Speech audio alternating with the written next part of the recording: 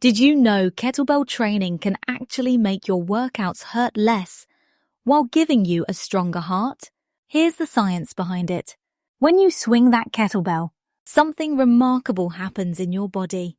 Your heart starts working more efficiently, boosting your VO2 max. That's how well your body uses oxygen during exercise.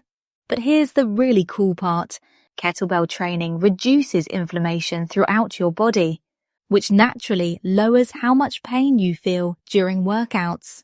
Recent studies show people are 20% more likely to stick to their fitness routines when they focus on how kettlebell training makes them feel better, rather than just pushing through the pain. It's like your body rewards you for choosing this type of exercise. The rhythmic swinging motion engages multiple muscle groups while strengthening your cardiovascular system, creating a powerful 2-for-1 benefit. Ever tried kettlebell training? Drop a comment below and share your experience with pain-free cardio workouts.